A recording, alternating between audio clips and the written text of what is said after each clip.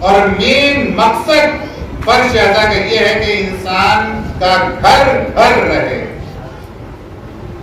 گھر کے افراد کے درمیان محبت اور اخوت قائم رہے تو سمجھیے گا کہ مجلس کامیاب ہے۔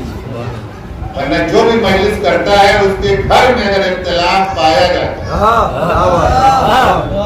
تو یہ سوچ یہ اس کے نزدیک ہوگا کہ ہماری مجلس کامیاب ہو گئی، ہم نے فلاں مولانا سے پڑھوا لیا تھا، فلاں لوگوں نے پڑھ دیا تھا اور فلاں لوگ آ گئے، ظاہری مجلس کامیاب ہو گئی، مگر کامیابی کی سند اسی وقت ملتی ہے کہ جب گھر آپ کا اہل بیت کا چاہنے والا، جو اہل بیت کے چاہنے والے ہوتے ہیں ان کے درمیان اختلافات نہیں ہوتے، وہ کبھی اپنے حق کا مطالبہ نہیں کرتے۔ اگر حق کا مطالبہ ہی کسی کو کرنا ہے تو آپ اپنے نزدیک اپنے کو دیکھ لیجئے کہ ہم کیسے ہیں اور خدا بند عالم کتنا عادل اور کتنا کریم ہے۔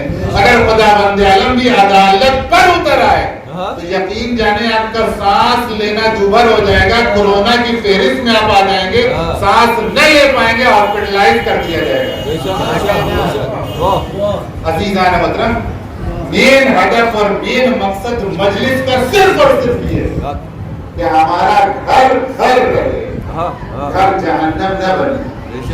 گھر گھر ہے، آپس میں محبت اور اخوت اور برادری قائم ہے تو اس کا مطلب یہ ہے کہ حق مجلس بھی ادا ہو رہا ہے، دینداری بھی آپ کے گھروں میں پائی جا رہی ہے۔ جہاں اختلاف پایا جاتا ہے اس کا مطلب یہ ہے کہ وہیں بے دینی ہے۔ ہمارا ہر نماز میں ہر سورہ حمد میں یہی تو کہتے ہیں اہدنا الصراط المستقیم۔ صراط مستقیم ہے کیا؟ یعنی اس کا مطلب یہ ہے کہ ہم صراط مستقیم سے ہٹے ہوئے ہیں، دعا کر رہے ہیں مگر ہٹے ہوئے ہیں۔ تو پہلے اپنے کو سدھاریں، اپنے اندر چینجنگ لائیں۔ بہت رکی رکی مجلس ہوگی کیونکہ ایک مجلس ہم نے محرم میں بھی پڑھا تھا، ایسے ہی رکی رکی، آج کی بھی رکی ہوگی۔ ایک سلوات پڑھ دینا۔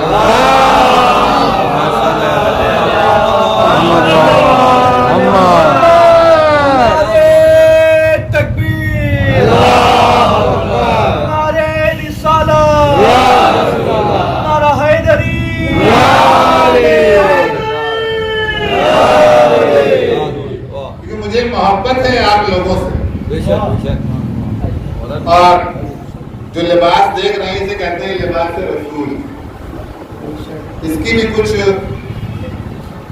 اہمیت ہے، کچھ اس کی بھی ذمہ داریاں ہوتی ہیں۔ مجھے نام نہیں چاہیے، مجھے واہواہی آپ کی بالکل نہیں چاہیے، میں پڑھتا رہوں گا ویسے ہی جیسے پڑھتا ہوں، کوئی واہواہی نہیں چاہیے۔ اگر آپ کو برا لگے گا تو مجھے معاف کریے گا، اور میں کسی کے دل کو ہرٹ کرنے کے لیے یا کسی کے دل کو اذیت پہنچانے کے لیے کوئی بات نہیں کرتا۔ اوپنلی بات ہوتی ہے، کسی پر فٹ ہو جائے تو وہ اپنے ذمہ دار ہے، میں نے اس کو فٹ نہیں کیا۔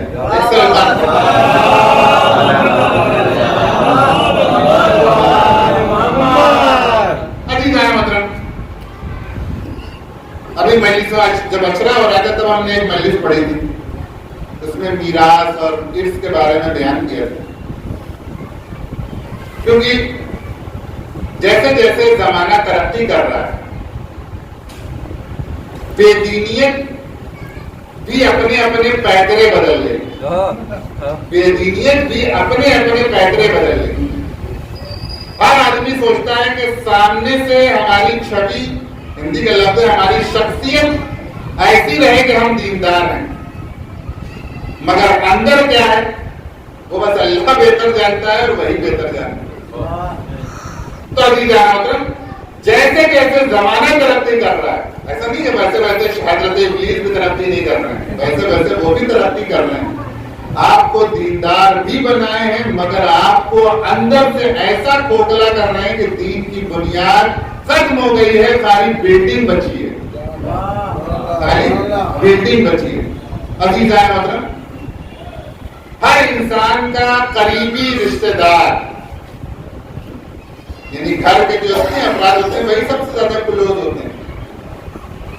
جب گھر کا ماحول اگر خدا نہ خواستہ تلخ ہو جائے کسی بنیاد پر، خدا نہ کرے کہ ایسے حالات پیش ہوں، تو آپ خود سمجھتے ہیں ہو ہوتا بھی ہے, ایسا تو ہے نہیں کسی کے یہاں یہ صورتحال پیدا نہ ہوئی ہوگی.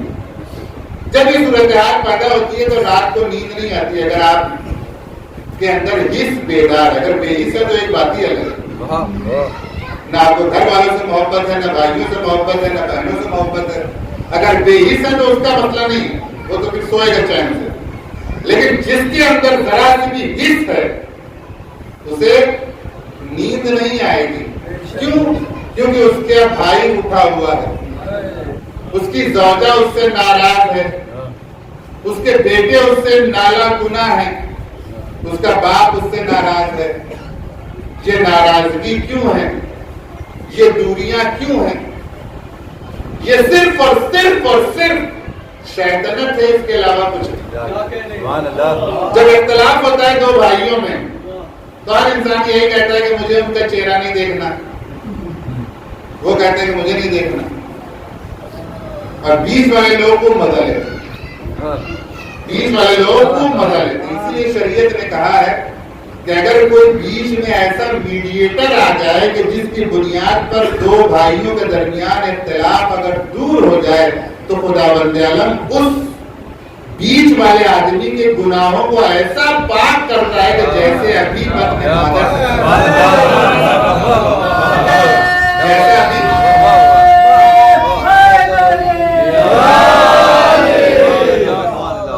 جہاں یہ میٹر ہو, جہاں یہ چیزیں ہوں, وہیں انسان کو سب سے پہلے اپنی اصلاح کرنے کی ضرورت ہے, اپنے کو بیدار کرنے کی ضرورت ہے. کہاں کون سی ایسی غلطی ہو گئی ہے کہ جس کی بنیاد پر ہم اس عذاب میں مبتلا. عذاب سے کم نہیں ہے, کیونکہ آپ کو جب سکون ہی نہیں ہے آپ کما کھائے کے لیے رہے ہیں. ہم اور آپ اگر نوکری کر رہے ہیں, باہر گھر سے نکل رہے ہیں, تو کیوں نکل رہے ہیں؟ اس لیے کہ ہمارے گھر میں ہمارے اہل و عیال, ہمارے تحت تکلف جو افراد ہیں وہ چین اور سکون سے رہیں. جب چین اور سکون گھر میں ہے ہی نہیں تو ہمارے کمانے کا فائدہ کیا ہوا, ہماری محنت اور جانفشانی کا فائدہ کیا ہوا؟ عزیزان مطلب باپ اس لیے کماتا ہے کہ اس کے بیٹے پروان چڑھیں. لیکن اگر باپ اور بیٹے کا ہی رشتہ طلب ہو جائے تو مطلب پھر یہ ہے کہ نہ باپ کچھ سمجھ رہا ہے نہ بیٹا کچھ سمجھ رہا ہے. تو عزیزان مطلب مجلس کر لینا کمال نہیں ہے, مجلس سے کچھ لے کر کے جانا کمال ہے. مجلس سے کچھ لے کر کے جانا کمال ہے. اپنی زندگی کو سنوارنا کمال ہے, اپنی زندگی میں بیداری لانا کمال ہے, اپنی زندگی کو صراط مستقیم کا نقش عمل بنانا کمال ہے. اپنے کو محب اہل بیت کہہ لینا کمال نہیں ہے, بلکہ علی کی سیرت میں اپنے کو ڈھال لینا کمال ہے. سلوات پڑھتے ہیں محمد. اور اس موضوع سے آخری بات رات کی زحمت کو تمام کرنا چاہتا ہوں, کیونکہ یہ اختلافات, یہ دوریاں جو ہمارے اور آپ کے رشتوں میں ہوتی ہیں, صرف چھوٹی سی غلطی ہوتی ہے, یعنی رائی کو پہاڑ بنایا جاتا ہے. کچھ ہمارے ذہن میں ہوتا ہے, کچھ دوسرے جو ہمارے ذہن میں اس کو بڑھا دیتے. تو لہذا ہمیں خود بیدار ہونے کی ضرورت ہے, سمجھنے کی ضرورت ہے. اور جہاں کسی کے درمیان اگر اختلاف نظر آئے تو بجائے اس کے کہ مزہ لیں, ہمیں ان اختلافات کو دور کرنے کی کوشش کرنا چاہیے. ابھی کچھ دیر پہلے میں واٹس ایپ پہ دیکھ رہا تھا تو ایک میسج تھا, وہی میسج آپ کے سامنے میسج دینا چاہتا ہوں. میسج میں دو بھائی تھے جن کی بڑی اچھی زندگی گزر رہی تھی, جوائنٹ فیملی تھی. ایک فارم ہاؤس ٹائپ کا بڑا سا زمین تھی جس پر وہ دونوں بھائی رہتے تھے. 7-8 سال ہو گیا باہم زندگی گزر رہی تھی. ازدواج کے بعد سارے ڈسٹریبیوٹ شادی کے بعد ہی ہوتے ہیں. شادی سے پہلے ہر بھائی رہتا ہے ایک دوسرے پر جہاں انتظار کرنے کے لیے قربان کرنے کا آمادہ رہتا ہے. جہاں خداوند عالم کہتا ہے کہ شادی اگر ہو گئی تو آدھا دین محفوظ ہو گیا, تو وہیں سے بہت سے دروازے شیطان کے اندر آنے کے کھل بھی جاتے. تو ان دروازوں پر ہمیں اور آپ کو मोती जी वाले चौकीदार नहीं, अपना चौकीदार सही वाला अहले बैत के चाहने वाला चौकीदार पे डालना पड़ेगा ताकि उसकी एंट्री न होने पाए। तो इज़्दिवाजी जिंदगी 7 साल उनकी बड़ी अच्छी गुजरी। उसके बाद दोनों भाइयों में इख्तिलाफ पैदा हो गया। बड़ी मोहब्बत थी, बच्चों में भी बड़ी मोहब्बत थी, ऐसा लगता ही नहीं था यानी दो अलग अलग घर हैं। मगर किसी बात पर इख्तिलाफ हुआ। छोटे भाई ने बड़े भाई को गाली तक दे दी और बड़ा भाई कहाँ बर्दाश्त करने वाला, मुंह मोड़ लिया।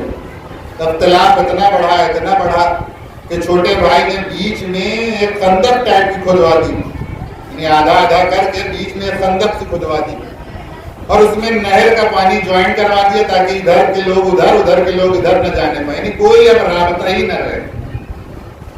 बड़ा भाई ने भी जब ये देखा छोटे भाई कहकर कि उसने ये खंदक खुदवा करके उसमें पानी डलवा दिया ताकि कोई इधर से उधर न जाने पाए, इनका भी मूड खराब। इन्होंने भी एक आदमी को बुलाया और बुलाने के बहुत जल्दी बुलाया और बुलाने के बाद कहा कि मैं ये चाहता हूं कि इसमें एक ऐसी बाड़ लग जाएगी दीवार टाइप की 10-12 फीट की कि हमें ना उसका चेहरा दिखाई दे ना उसका घर दिखाई दे। देखिए शैतान कैसे परवान चढ़ती है।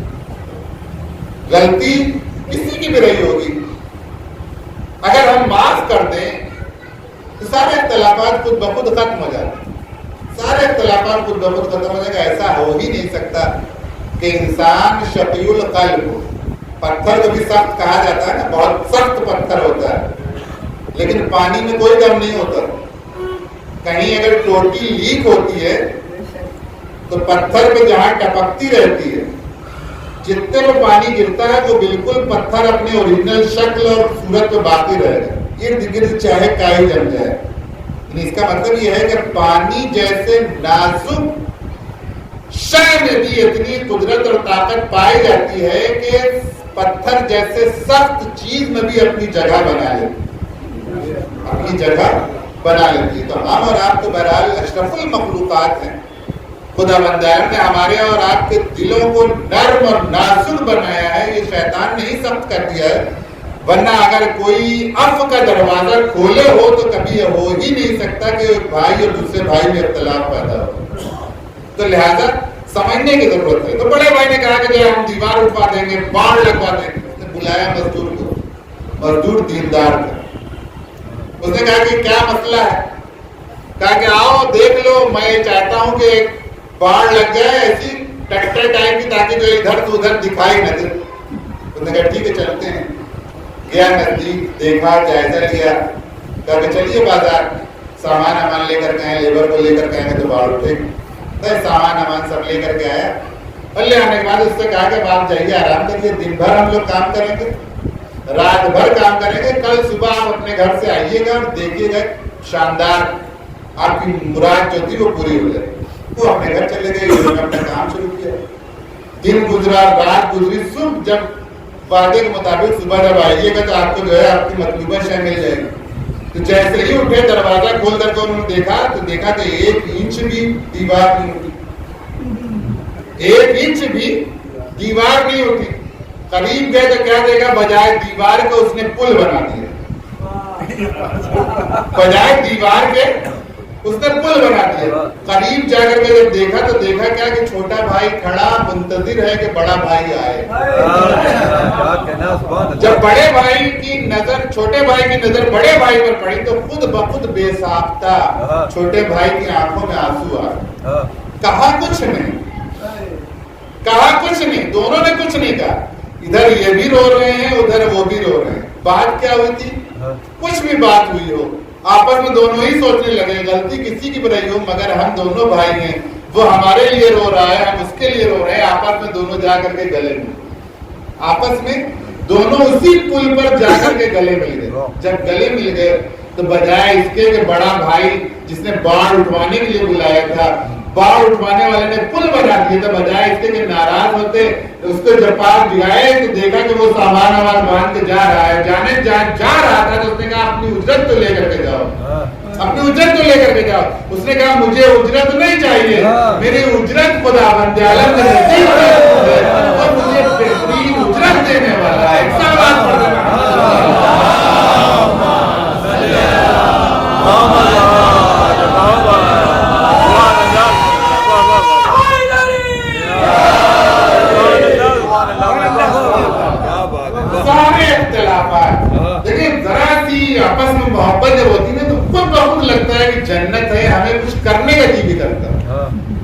ایک انرجی اندر سے آ جاتی ہے.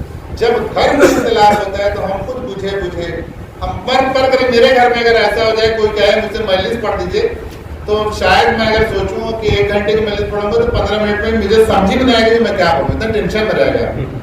آپ خود اپنی زندگی میں سوچیں, نہ کسی کام میں جی لگے گا, نہ کہیں جانے کا جی لگے گا, نہ کسی سے بات کرنے کا جی لگے گا. ایک اچھا الجھن. لیکن جہاں خوشی ہوتی ہے, جہاں اتحاد ہوتا ہے, جہاں یونٹی ہوتی ہے, جہاں محبتیں پائی جاتی ہیں, وہاں عزیزان محترم کام کرنے کا جی لگتا ہے. یہی وجہ تھی کہ عزیزان محترم امام حسین کے لشکر میں 72 افراد تھے تو ضرور, مگر 72 کے درمیان ایسی محبت پائی جاتی تھی کہ انہیں محلہ کے علاوہ کچھ دکھ نہیں رہا تھا.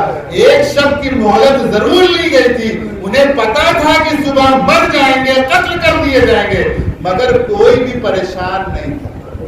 کوئی بھی پریشان نہیں تھا, کسی کے پیشانی پر بل نہیں تھا, اس لیے کہ ہم اس کے ساتھ ہیں کہ جس کے صدقے میں یہ دنیا خلق کی گئی. ہم اس کے ساتھ ہیں کہ جس کے صدقے میں یہ دنیا خلق کی گئی, جس نے دین کو آباد کیا اپنے گھر کو لٹا کر. عزیزان محترم, ابھی 2 مجلسیں میں نے پڑھی اسی آپ کے عشرے میں. اسی میں کسی مجلس میں نے یہ پڑھا تھا کہ بحر العلوم کسی راستے سے جا رہے تھے تو انہوں نے کے ذہن میں یہ سوال پیدا ہوا تھا کہ یہ عزادار کے قدم جو بڑھتے ہیں تو خدا بند عالم ان کے ایک ایک قدم پر حج اور عمرے کا ثواب کیوں دلتا ہے. ایک ایک قدم پر, کیونکہ عزیزان محترم 40 یہ وہ دن ہے کہ جس دن جناب زینب اپنے بھائی کی قبر مطہر پر آئیں. اسی کی سیرت پر عمل کرتے ہوئے لوگ پیدل نجف سے کربلا آتے ہیں. نجف سے کربلا آتے ہیں, یعنی علی کے دربار سے جہاں بہن رہتی تھی نزدیک ترین, وہاں سے باپ کے روضے سے بیٹے کے روضے تک لوگ پیدل جاتے ہیں. عزیزان محترم, جب یہ قافلہ آیا ہوگا, جب یہ قافلہ آیا ہوگا, ایک بھائی کی لہد پر جب ایک بہن آئی ہوگی کہ جو اتنی بے چین تھی کہ میں اپنے بھائی کا ماتم کروں. ہاں عزیزان محترم, جب سوچ شروع ہوئی تھی اس 40 کے حوالے سے تو عرفان بھائی نے یہی پڑھا تھا جب رہائی ملی تھی. عزیزان محترم, جب یہ اہل حرم کو رہائی ملی تھی تو جناب زینب نے یہی کہا تھا کہ میرے لیے ایک گھر خالی کر دیا جائے, میں پہلے اپنے بھائی کی مجلس کرنا چاہتی ہوں.